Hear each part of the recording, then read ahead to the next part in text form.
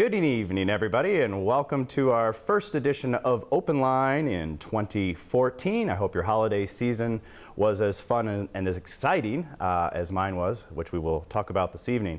I don't think that there are many people within the viewing area that did not experience or have an issue with or know someone that had an issue with the recent snow and ice storms that repeatedly pelted mid-Michigan. And joining me this evening are three people who put a lot of themselves into making sure that the residents were okay and making sure that things were happening. I'd like to introduce my panel. Sitting to my immediate right, we have Milton Scales. He is a Township Board Trustee. Thank you for being here. Thank you. Next to him is Fred Cowles. He's the Fire Township Police, or excuse me, the Fire Chief of Meridian Township. And to his right is David Hall. He is the Meridian Township Police Chief. So there we go. Sorry, guys. And I guess right off the bat, I have to address the fact that I'm a little underdressed. Everybody's got a tie on except me, so let that be a lesson to myself. I guess I'd like to start with just maybe where you were and what you were doing at the time when the first warnings came out that this was probably going to be a bad storm. And what initially did you think, and what initially were you planning on doing? Maybe even before you realized that it was something serious. Well, I was at home when the lights went out. I was watching television, and the lights just went boom. And I didn't think it would be long. It was about 3 o'clock in the morning, so I just went to bed. And when I woke up, the lights were still out, and that's when I started making communications to our township manager to find out what's going on within the township. How large and how widespread is it? Right. Fred, I know that you have an interesting story. Well, I was up north with my family, and the Sunday prior to Christmas, about 6 a.m. in the morning, I got a call from our battalion chief, our on-duty battalion chief. And he said, "Chief, you won't believe this, it's a war zone here. I need help, I can't keep up with the runs." And I said, "Okay, I'm coming back home, or coming back to the township. But in the meantime, I'm going to call up Chief Priest and have him come in." And so I did call Chief Priest. He went in immediately with Fire Inspector Hornberger. They opened up the Emergency Operations Center in the Public Safety Building, and they helped with making sure all of the calls were covered by our fire department.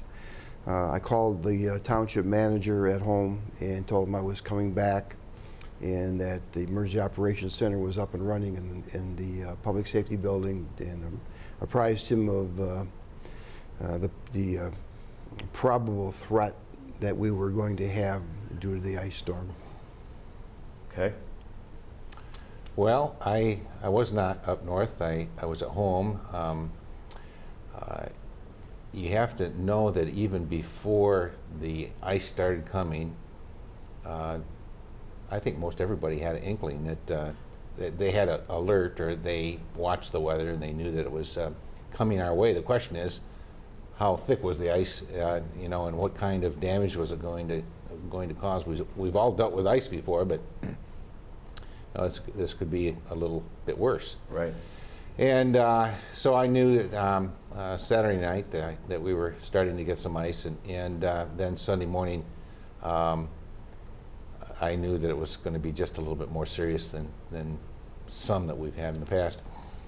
And I was able to drive out the driveway and drive around the township a little bit to see what was going on, see how bad it really was, hear the calls, get a pulse of the calls that the police department and the fire department were responding to. And one of the things that I always watch for is how are the traffic lights affected. Mm-hmm. So, especially along Grand River, we have a series of 4 or 5 lights that if they're impacted, especially before Christmas and that shopping, that was a concern for us. Right. So that's how I was first introduced to the storm, is a little bit of drive around. Once, I guess, you know, we all woke up and we saw what was there. I was out of power too, so I'm familiar with it. And as you said, you think, oh, you know, it'll be back on in a little bit. It's not a big deal. once the magnitude was realized, once you started to figure out and then the initial numbers, and I think Consumers Energy pretty much right away had their estimate at the Saturday following, which would have been a week for most people. Was there an influx of calls at that point, or was it pretty much a steady? Because I want to get into some of the fire issues later, but what were the first initial calls like? Can somebody come help me? Was it the elderly, or what were the first calls that you were receiving? Well, the calls that the police department received were alarms, because electricity was being stopped, so we had plenty of alarms. We had some welfare checks where relatives would call us to check on loved ones. Traffic issues, downed wires was a big one, and for the downed wires, we'd go and mark them with yellow tape, because everybody knows there were a lot of downed wires. So we marked them with tape, and I could hear the fire department doing that too. Yeah. Did the ice storm initially affect how quickly you could get to people due to the slipperiness of it? In other words, I don't think most of the police and fire cruisers are four-wheel drive. Maybe the fires are four-wheel drive, but were you limited only to the four-wheel drive vehicles at that point? No. We have some Crown Vics, a few left in the fleet, and they're two-wheel drive, and I think the road department, Ingham County Road Department, did a good job of getting that ice, clearing the roads. Yeah. But we do have newer vehicles that are all-wheel drive. Right. The new Ford Taurus, and they also have a utility vehicle, which is very similar to the Ford Explorer. So really, we didn't have any serious difficulty getting around. Very From the good. police department side. Right. I would like to remind our viewers that this is a call-in show. So if you're watching and you have either a question or a comment for our panel, certainly we invite that. You can reach us at 349-1232 or at Home TV. We are on Twitter as well. So please, with questions and comments, we're always available. Once people got maybe more into a panic mode, how did the communication begin? Because I've heard from various people that was the one thing that they felt was the worst, and that could have been better. Now, I hear it obviously more from on the side of the power companies, not being able to know what was going on. But what were your first steps, I guess, as far as maybe setting up a triage of sorts? Well, I think Monday morning, the manager called a meeting of what we call the M team. That's all of the key principals of the township. And there they determined what steps they were going to take. And the M team, again, is everyone, Deb Guthrie, who's director of Home TV, certainly a very intricate part of her ability is to get out information on Facebook, Twitter, and all those kinds of medias. Police and fire can look at Nextel, getting out information. So that was important to get that out right away. I think one of the great moves of the M team during the ice storm, or the beginning of the ice storm, was to open up Hazlitt High School as a warming shelter. And Chief Hall had a lot to do with that. But they were able to, open up the high school. They were able to put cots in there, food. They had showers. They had a police officer around the clock there.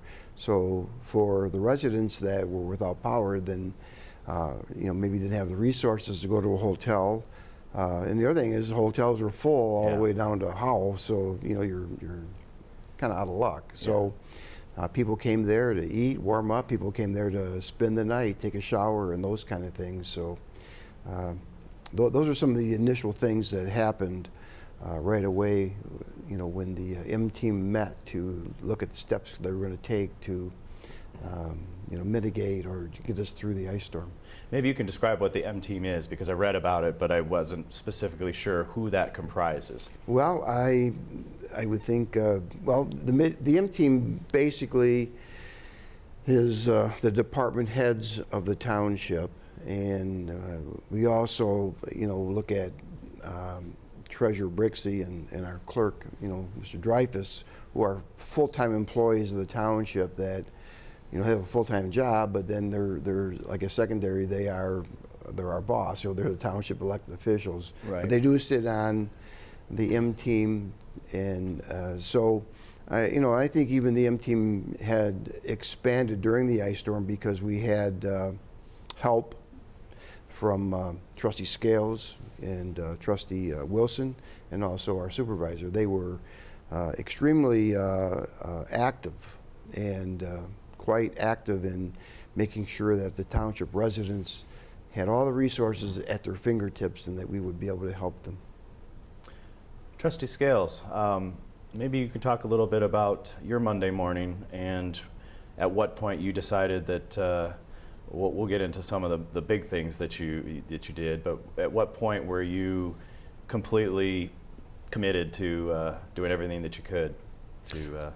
Well, my history is that I was the emergency management coordinator for the Department of Environmental Quality statewide. I've dealt with several emergencies dating back to things like the 2003 power outage, the floods up in Marquette, and the Katrina incident. So I took a lot of cues from our former governor, Governor Granholm, when we would have an emergency and we would hunker down in our bunker, the State Emergency Operations Center. It was very nice to see the elected official come in and be supportive, not get in the way, but be supportive of the people that were doing the work. So that is where I try to provide some assistance with the workers of the township. And I want to say they did an excellent job. You were talking about the communications. Let's also talk about the job that consumers did. They communicated from the beginning that it would be December 28th when we should expect to have power on. That's worst case scenario. Right. What they do is they underpromise and overdeliver. So at the end of the event, you have a good feeling.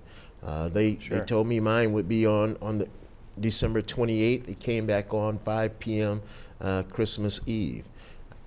I felt very good about that. Yeah. It didn't work well for one of my neighbors because she checked into a hotel on Christmas Eve, and I had to call her and say, that's probably a bad move. We're good to go now. Yes. So you're no stranger to jumping in when there's a crisis. No. I mean, you're very familiar with it. Yes. As far as down power lines, obviously that's a huge concern. There's all kinds of they ran ads on the radio and television about not coming close to power lines. How do you work with now? And I don't know, is Consumers Energy the only energy company that's in Meridian Township, or is it split with BWL? We have a little bit of both, I think. We have a little bit of three. Oh, do we also have Lansing Board of Water and Light? Well, we have the Board of Water and Light. We have a big portion is Consumers Energy, and then we have Detroit DTE. So, right, okay. On the eastern portion of the township. Okay. So when there's a down power line, how is that communicated? Do the residents they call 911, I guess, first to say that we find it, or do they usually call the power company first? I mean, in other words, there wasn't enough people at the energy companies to be at every downed wire. So at that point, they call you, or do the residents call you? I guess, Fred. I think the residents call 911, which goes to our 911 center. Then they determine where it's located in the appropriate fire department. And that was a tremendous amount of calls that we were answering.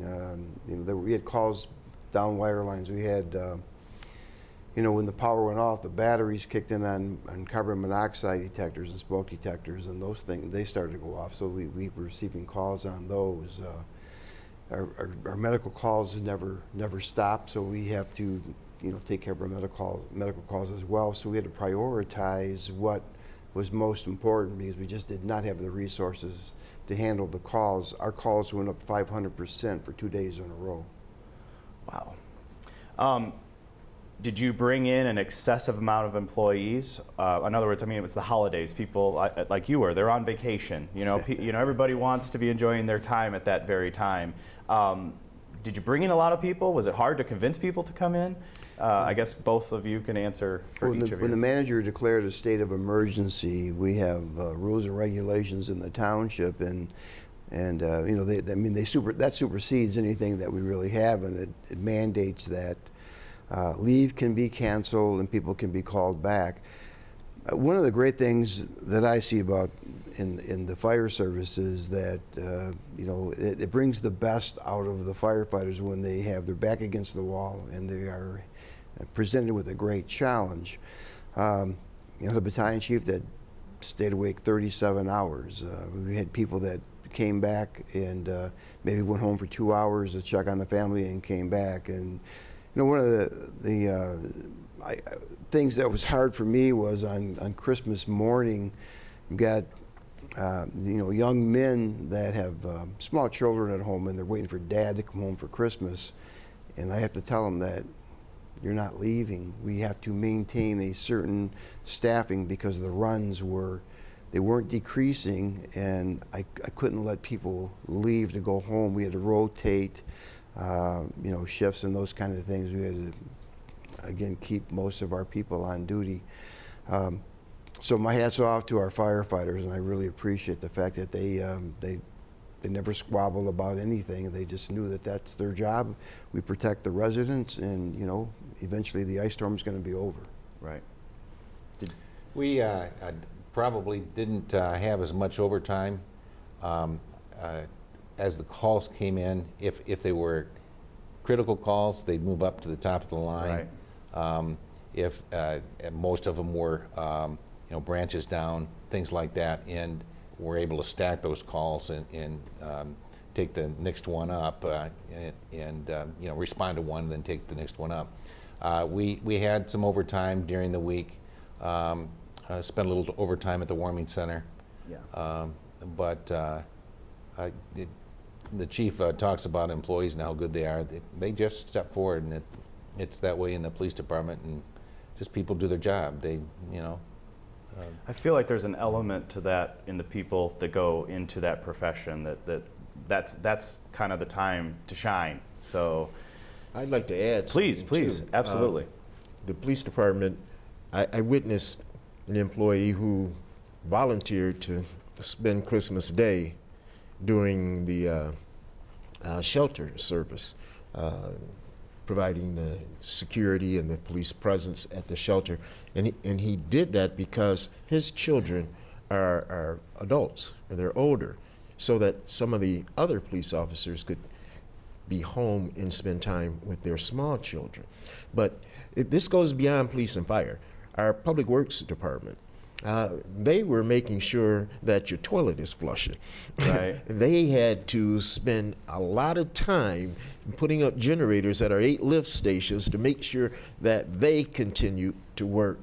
Our community resource person, she was busy checking on people to ensure our elderly or the people that are not as able were taken care of. There was all hands on deck in Meridian Township. All different departments had a specific function to do. As the chief talked about, with the emergency management plan, they kicked it in gear and they worked their plan very, very well. I'm going to take a segue from what you had said earlier that there was an emergency declared. And at that point, one of my questions was, what changes? Obviously, one of the answers is it's an all hands on deck. No matter where you are, you come back and you help. Maybe Milton, you can speak to what else goes along with when a city declares an emergency. What are some of the other issues that start to happen at that point? Well, there's 5 elements of emergency management. It's preparedness, it's mitigation, protection, response, and recovery. Each phase has a different action, and the chief, who is the author of our plan, can probably expand on that, on how that works throughout the township. Okay. Yeah, please. Well, when the manager declares a state of emergency, then it opens up all of the doors for resources above and beyond what the township is capable of delivering. So we can reach out to whatever community to bring in resources. It doesn't mean it can be police, fire, it can be whatever, it can be generators, all the things that we think we would need then becomes accessible to us. we start to tabulate all of the costs and all the things that are going on, because when that happens, then we can look to moving up to a higher level to seek relief, financial relief from the state or federal government. So a lot of doors open when the township is in a state of emergency, but as I said, it really flows. It's kind of a seamless proclamation to all of the departments in our township that we are put on high alert, and that again, we can activate whatever number of employees we need to come in, and it gives the elected officials the ability to spend money that Right. they don't have to meet and decide how much money. It's somewhat of an open checkbook for the supervisor or the manager to look at, determining what they need to spend some money on to get things rolling, because there isn't time to wait for the next board meeting to do that. So many things that we look at that are to our advantage when we have a state of emergency. My understanding is that after the, maybe not even long, third, fourth, fifth day out, more checks were happening, and I understand that the Wardcliff neighborhood was having maybe more of an issue. That's the neighborhood that I keep hearing in conversations and discussions. Maybe one of you can say, first of all, why that was such a bad neighborhood, and then we can get into how we helped those residents. What made Wardcliff such a bad location? First, Wardcliff is not a bad neighborhood. Oh no, I don't mean bad neighborhood. It's a good neighborhood. All right. It's a great neighborhood. Just it was hit so badly by the storm. They are not on the same energy grid as a majority of the township, and they were served by Board and Water and Light in Lansing, and they're at the end of that grid. So that has, from what I've learned from talking to the neighbors, they have a tendency to always be last to be brought back on when something happens like that. They're elderly. There's a lot of elderly people in that neighborhood. There's no sidewalks in that neighborhood. There's a lot of issues with the Wardcliff neighborhood since the school has been closed. Right. It's a transient area now. There are elderly people that have not been able to move out.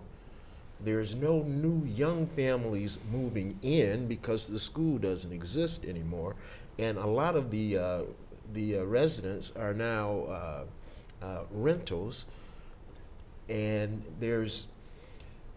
you don't know who's at what house anymore. Right. So the fire chief and the police chief put together a plan to go out and check on the neighbors in that area. And Trustee Wilson, our supervisor, Legoff, and myself joined with them to go door to door and knock and ensure that everybody was okay, to provide them some emergency information.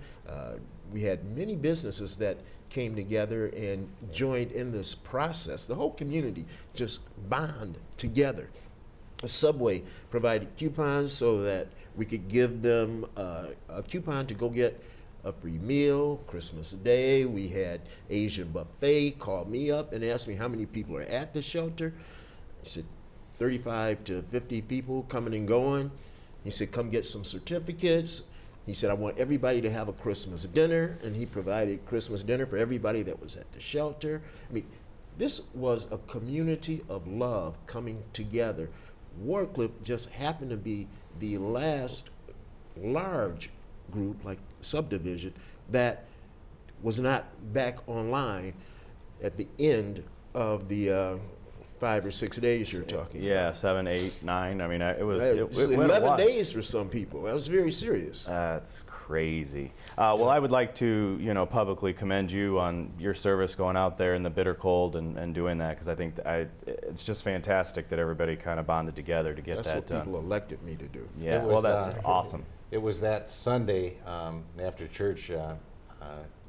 My family and I drove around and drove into the Wardcliff neighborhood, and there were probably half a dozen trucks in the East Lansing the border area with Meridian Township, and I happened to stop and talk to one of the electrical workers, and I said, "Are you going to energize this this area?" And he says, I should have picked up on this.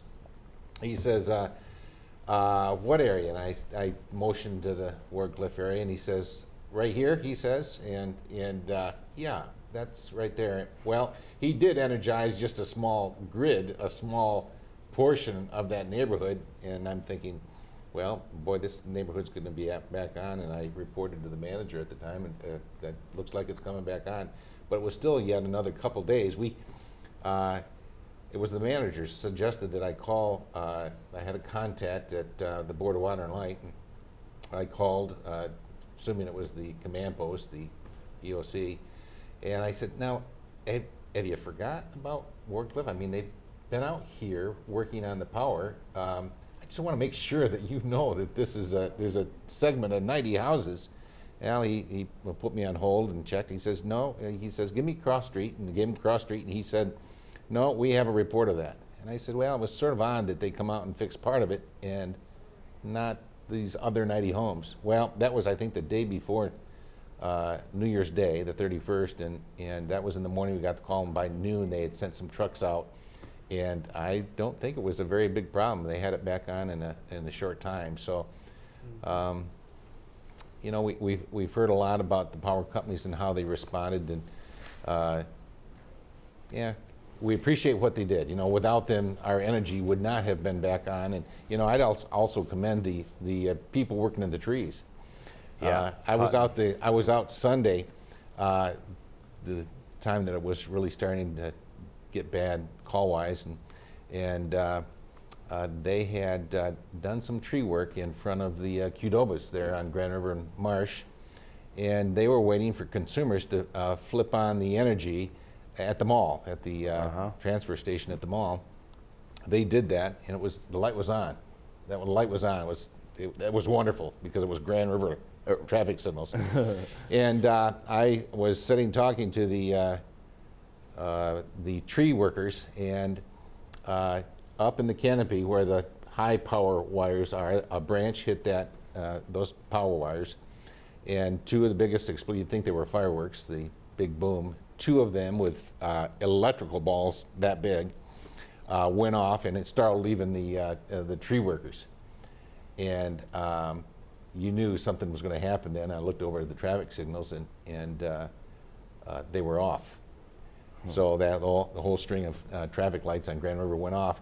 And you know, those tree workers were back up at the tree a few minutes later trimming those branches. It was about 45 minutes later that Consumers Energy was able to re-energize and turn those lights and electricity back on.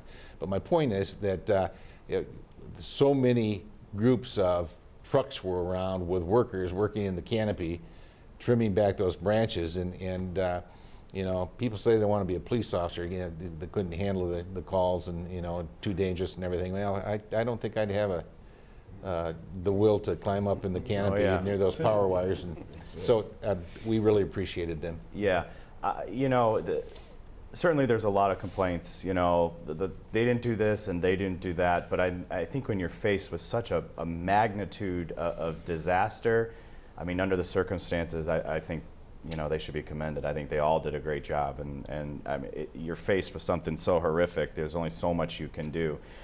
You think about how many of them came from out of state, left their families behind on Christmas, on New Year, working to make sure that we had power. Absolutely, they deserve to be commended. Yeah, and I think that gets lost in a lot of the talking, and I think that's unfortunate. It's my opinion, but when they were out and around my house, I was out thanking them and bringing them coffee, and I was like, you guys are doing a great job. I know what you're faced with. Just keep up the good work. And he's like, wow, you're the first person to not yell at me. And I was just like, wow, I mean, you guys have to be just crazy.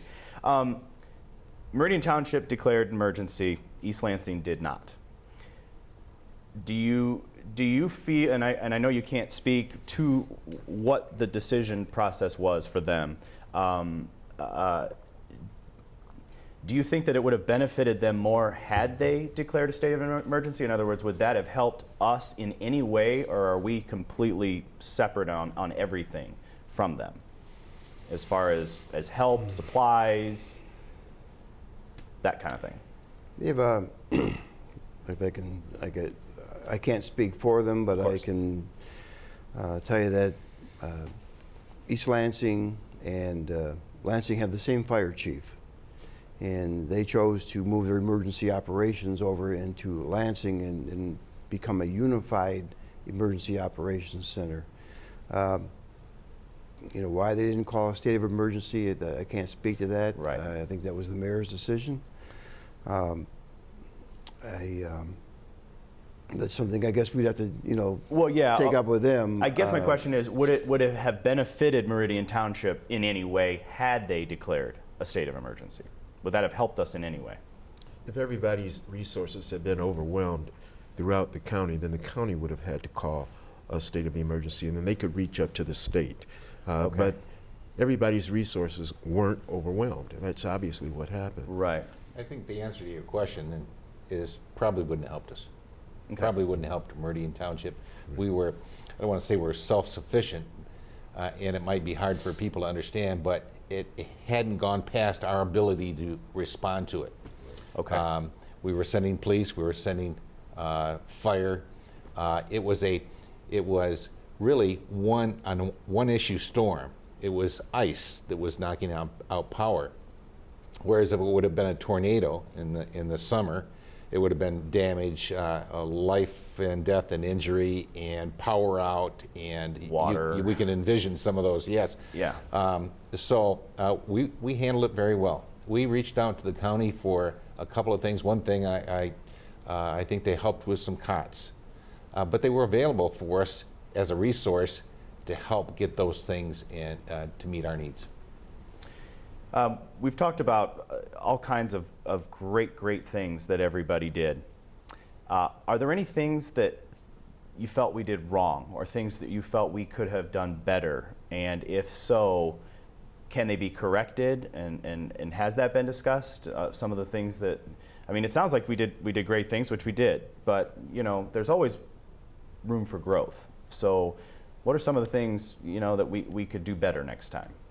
Well, the chief conducted an after-action report. The fire chief conducted an after-action review with the M team and others, which is an excellent thing to do. And it was done immediately after. It's where you look at your plan and you see, did you follow your plan, and how did your plan work? What did you do right? What did you do wrong? What did you learn? What could you do better? One of the things that came out of that we could do better, and we're working on it right now, and that is we could have a debris management plan. For the first time in this type of situation, we, the township, are going to pick up the brush and trees. So we need to develop a debris management plan so that we can handle that in the future. That's not something that's ever been done before, so it wasn't in the plan. So Right. that's something we could do better. Right. Chief?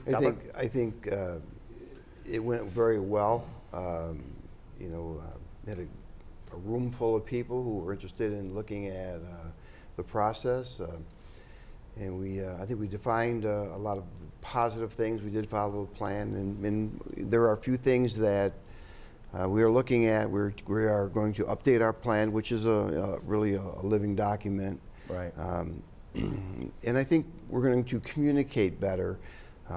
That's something that came out, you know, Deborah helped with that. And so we'll work toward better communicating and those kind of things. But it's, you know, when you have a situation that Meridian Township had and the success that we had, and one of the things that, and I mentioned at our analysis of getting through the ice storm was, you know, that we have a written plan, we used it, but part of the plan doesn't have compassion. I don't see that on any page. And I told the manager, Manager Walsh, I said, you know, you instilled the compassion in this plan, and by far that made it most effective. So we will, you know, look toward the next situation, because we're going to have one. We know that. When, we don't know, but we'll better it. But we certainly, I think, function as a great team. Yeah. And very proud of everyone that helped out in this initiative. And I want to say too that we had another M-team meeting today, and we are looking at bringing a lot of the people who really gave a lot to make sure people were fed and those kind of things. We're going to honor them at the board meeting Tuesday night. Oh, cool. So I will be working on that project with the police department and other principals and the M team, and I think that says a lot. And again, that's our manager looking to, now that it's over, who do we need to thank, and let's do a great job of that. Right. Very quickly, before I forget, the subway that donated, was it a specific subway location or just subways in general? Do we know? Well, it was the subway on Grand River near Okemos Road. Okay. And what they did was, the manager had the idea that we maybe not feed the whole township, but we can give a feel-good kind of thing. It feels good to fill your stomach, but yeah. it's just to boost spirits. Let's have these coupons in this flyer, and the township's going to take care of that. But I stopped in the subway and I said, here's what we're thinking. We have people without power, and we'd like to, just do a feel-good thing at a minimum. Would you participate in this? Can we make some coupons? And they just stop in here and here's my coupon. We'll feed the whole family.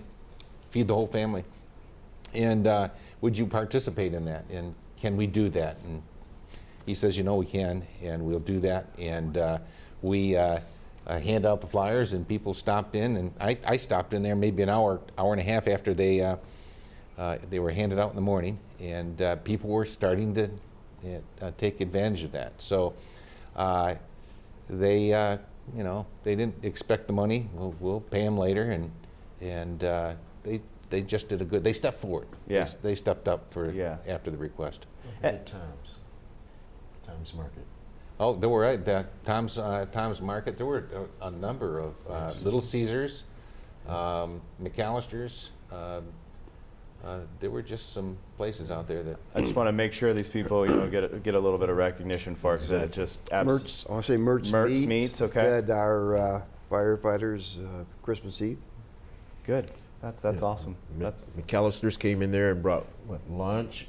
Little Caesars brought pizzas for lunch on different days, and Tom's Market spearheaded a lot of this. Yeah.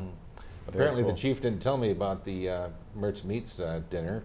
Oh yeah. Yeah, He probably right. kept that one a secret. I forgot. I think he did. We do have a quote from the Board of Water and Light statement, I guess I should say, with I guess just some implications on how it went, and so we're going to go ahead and show that on the screen now. And I believe it pertains to Meridian Township and some of the power issues they were having. I think it went very well. I mean, a lot of people suffered through this outage, and one of the reasons we were here was really to listen, to hear some of the stories, but also to hear some of the good ideas that are coming out of this, and to see where our deficiencies were and how we can improve those. We want to know what the public wants from us. We got some great ideas of what was missing and what's needed, but we need to hear from them their ideas and their thoughts and their suggestions as to how we can best serve our people being a hometown utility. I'm very excited about the way the community pulled together in this time of crisis and how we can actually work with them moving forward to fix these problems. As I said, I am here tonight, Peter Lark, to apologize to all of you. You are our customers. I wish to apologize for our inability to restore your power more quickly, and also to provide you with basic information on the outages that you experienced, and for not taking steps to make the outage more bearable. He's obviously received some heat, and I'm not going to comment on whether that's right or whether that's wrong, but I guess I'd like to use that as a stepping stone to commend the station manager here, Deborah Guthrie, Brandy Hansen, everybody who came in and was running the social media, because as far as I can tell, the communication coming out of Meridian Township was second to none during this crisis. So We had a board meeting January 7th, right after the crisis. Not one citizen came there to yell at us. There was letters, emails, just nothing but satisfaction from our citizens, which tells me that our staff did an excellent job. Yeah. And I can't stop commending them. yeah, and again, that's unheard of, to go through something like that and not have people really. I'd make a comment Yeah, on that please. as well. The police department has quite a hefty social networking program going on, and I have to say Deborah did a good job from Yeah. my perspective. I'm sort of joshing here a little bit, but that Sunday that this all started out, the manager was on texting, emailing, already thinking ahead about how the weather's going to be in 2 or 3 days when it got really cold. Social media, whether you're texting or emailing, a lot of business took place over that vehicle, that mode of communication, and I think it was very helpful. Yeah, and I mean, certainly home TV is great for programs like this, but home TV is really here for that kind of thing, and allowing everybody, even if you didn't have power, people you can get it on your phone, you can get updates via, if you have a generator, you can still plug in a computer. So I commend her and all the staff here for really buckling down and helping it out. That didn't happen in 2003. In 2003, when we had the power outage, your cell phones were dead. They weren't working. Is that right? The Yes. phones went out The too? phones went out. It was terrible. Because of the towers? We lost I towers? Is that had what it what's was? called a GETS card, which would give me a priority on my phone to kick other phones down, but most of the phones were out. Wow. Talking about communication, one of the groups that we haven't mentioned is dispatch, our 911 Yes. communication. And I Yes. was reading some information today where we have quite an elaborate radio system.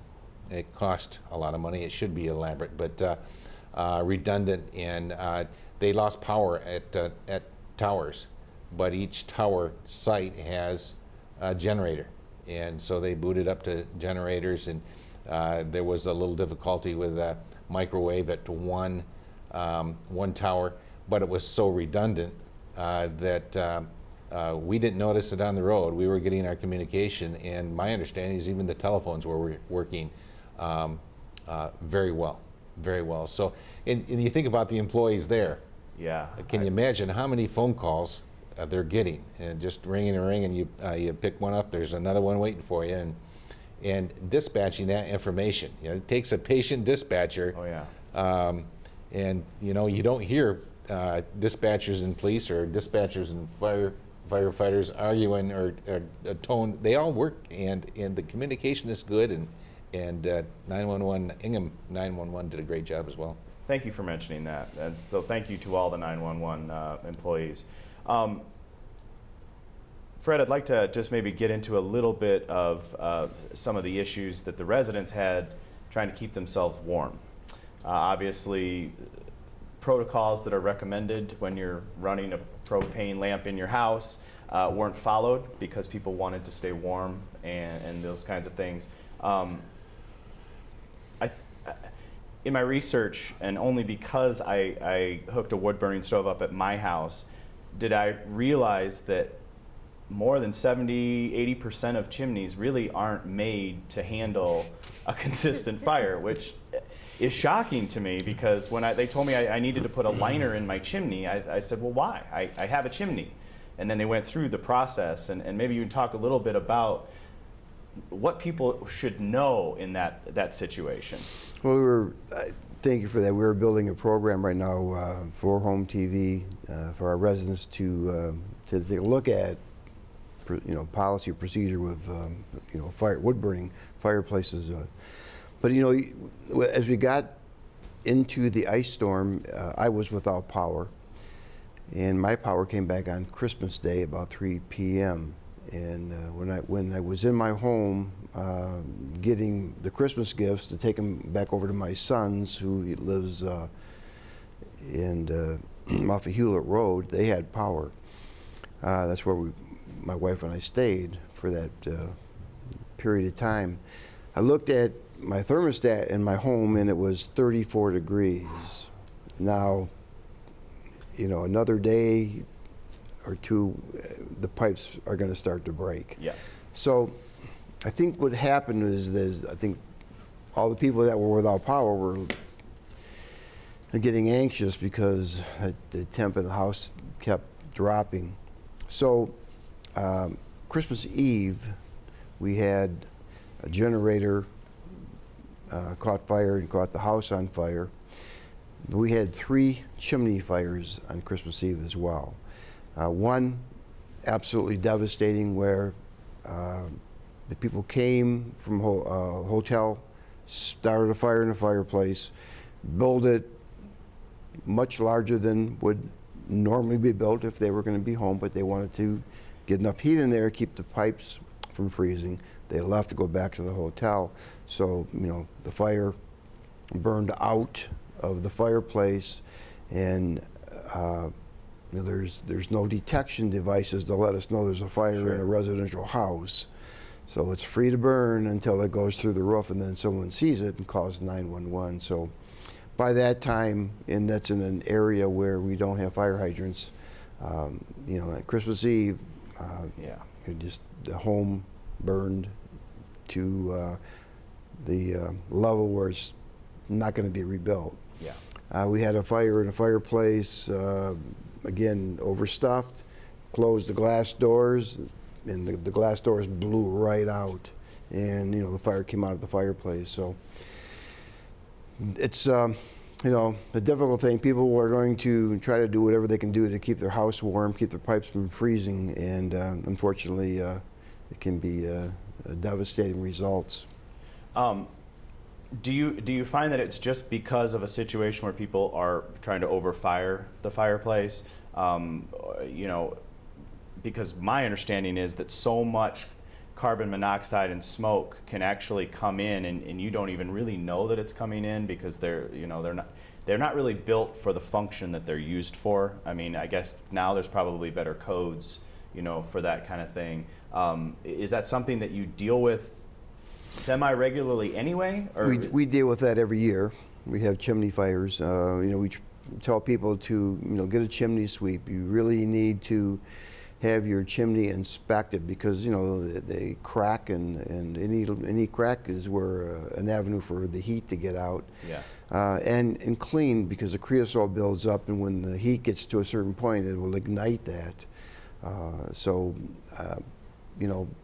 Being in the fire service for so many years and having fireplaces in some of the homes that I've owned, the first thing that we do is have a chimney inspection and make sure that it's going to be able to take the heat of a wood fire. Right. Very important. Yeah, I guess. Again, when I was hooking it up, the things that I learned about a chimney that I never would have suspected. Needless to say, I ended up, lining it with stainless steel and all of that. What about the, propane heated devices or devices that are safe, in some situations? In other words, if it's kind of ventilated or if it's only for a short period of time. Did we have any issues with calls with people being around those too long, and air issues or breathing issues? No, we didn't have any issues with propane, but just the chimney fires. Certainly, if you bring a propane and it's not vented, it's going to come back to get you. Or sometimes we've had people out in their garage working, polishing their car, and they have the propane going, and it finds its way over to the gas can or the lawnmower and blows the garage door right off the garage. So a lot of things that you need to be aware of and be careful of when you're using those kind of things. We have about 7 minutes left in the show. I'd like to have each one of you maybe just give your best advice to the residents if faced with this again, because while we are in communication with a lot of residents, and certainly residents watch the news and learn, things, there are a lot of people out there that really aren't maybe as connected or interested in some of the protocol that they should follow. So maybe just, even if it's just a recommendation from the heart on the best way to handle something. Sure. Please, Milton, dig in. This incident, we had some warning that we knew bad weather was coming in. So there are some precautions that you can take. Number one, make sure you have your prescriptions filled. Make sure that you have your batteries and your flashlights. And when you store your flashlights, take the last battery and turn it the opposite way and seal the flashlight up and store it like that. You're not going to destroy the battery. When you need it, then turn the last battery back the correct way. That's pretty But good. make yourself a checklist. I made a checklist after this, and then we had the cold weather coming in. Groceries, Right. prescriptions, all the necessary items that you would need for a week. Make sure you have them there. Yeah. All the time. All the time, yes. Be prepared. Yeah. Fred? Well, one of the items that came out of our analysis of the ice storm, and I think Milton was certainly instrumental in coming up with some great ideas for being proactive the next time. And so we are going to build a pamphlet, and in there is going to be all of the information for all of the things that Milton's talked about and beyond, that we believe that people are going to need to do. Be proactive, be ready for the next ice storm or whatever it could be, because again, we know it's going to come, we just don't know when. So those are the things that we're taking from our analysis. We're going to build that, and then we'll be able to get that out to our residents via the Meridian monitor, or it can be the abilities that you have with your social medias and that, to inform our residents of what they need to do. And also, we are currently building a program for home TV on a fireplace and the procedure of using a fireplace if you're going to burn. So those are the great things that I think as we move forward with and better ourselves for the next time. Yeah, very good. Chief Hall? I'm last in all the points. And all the you're good taking. stuff's taken, it's but all the that's good- why, because you've got good stuff in there. I do have something that I want to pass on. Is if you Google "do one thing" on Google, doonething.com is a resource. It says it tells you to do one thing a month to prepare your family for any kind of situation, and not just an ice storm. Any kind of situation where it's a tornado or a snowstorm like the snow that we had. That could have been much worse. But it gives several pointers talking about things that Milton has talked about, food, water supply, and you have to remember to keep a connection with your family, an extended family, and see how they're doing and make sure that they're okay. And one of the things that we saw during this, people reaching out to other people. Yeah. Tell me, what's better than that? And we talk about neighborhood watch and things like that. Well, it's neighbor helping neighbor, and I think that's something that came out, and that's probably a reminder to people is that's a good thing to do. So continue doing it. Yeah, very good. And with that, I will conclude the show, and I have to agree with you. We must have been checked on by 3 or 4 neighbors at various times, and we went out and I loaned generators. So it was a really neat thing to say. I thank you all very much, certainly for being here, but more than that, for everything that you did through that. And I know that you were probably all very exhausted at the end of the day, but being able to look back at everything you did, it was really nice. I'd like to thank Milton Scales. He's the Township Board Trustee right here in Meridian Township. Of course, Chief Cowper, with the Meridian Township Fire Department, and Chief Hall with the Meridian Township Police Department. Thank you all again for being here. Appreciate it. We'll see you next time. Thank you for joining us on Home TV.